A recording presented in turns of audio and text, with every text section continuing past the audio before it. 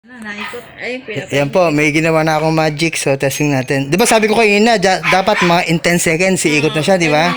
So, spin dry ha, spin. Ayan, dry. So, yan. Spin. So, mga 10 to 20 seconds, dapat ikot niya yan. Di ba kanina? Nagtatanggal ng ano yan, tubig. Kung may tubig siya. Di ba kanina? Nasa 10, ano siya.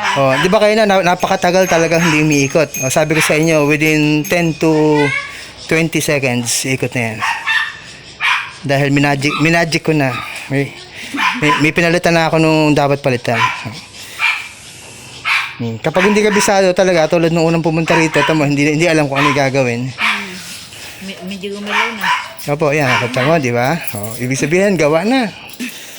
Dahan-dahan lang, ganyan tayo. Na-magic ko na. Ano po yan? Bibilis ng bibilis yan. Kumbaga, bumibuelo siya. Ang mahalaga dyan, gumalaw na siya. Ibig sabihin, okay na. Ibig sabihin, solve na ang ating problema.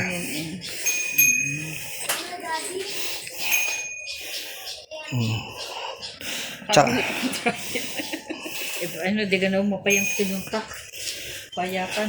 Oo nga, paano nga yung isa pahintay ng pahintay, yung una nating inano na Hindi tapos hindi rin naman na kayang gawin kasi hindi naman alam, di ba? Hindi nga niya pinuntahan na. At saka actually po, nagtete-text pa sa akin, huminto na ng pagtitext.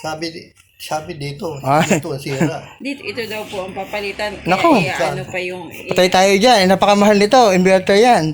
i-consult. Dito daw may sira. Nako.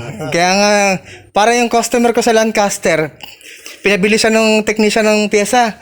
Pagkabili niya na ng pyesa sa Manila, pagkakabit, ayaw pa rin. Ibig sabihin, ang hula lang. Okay, sabi ko sa inyo, sandali lang sa akin yan eh. Tapos, yung hindi alam gawin nung yung technician ng tumingin nito. Isa lang po. Isa pa lang. Kasi pahintay siya ng pahintay. Kaya hindi Linis lang niya yung ano. inano niya lang, nilinis niya lang. Tapos sabi niya, hintayin mo yung ano kasi I-order pa yun. i-order pa daw. Yung order, napakamahal ng board nito. Sa 10,000 to. Hindi naman daw po, nasa 4,000 daw po. Hindi po.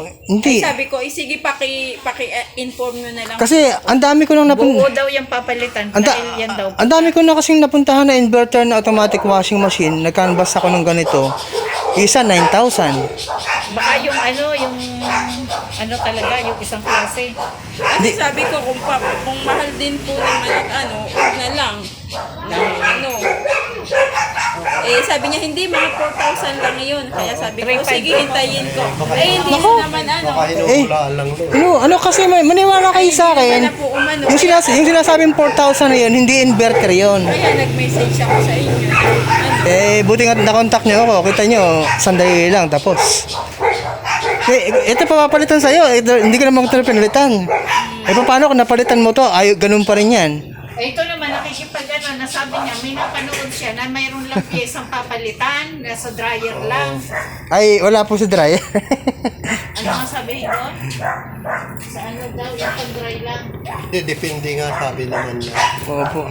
Ano po yan? Kailangan din kasi talaga may alam. Hindi po yan. Tsaka ang tanong, kung may pyesa ba siya? Kasi yung pinalitan ko na dito, marami naghahanap ng pyesa niyan. Sabi ko, hindi ka ako nagbebenta ng pyesa na yan. Para sa akin lang yan.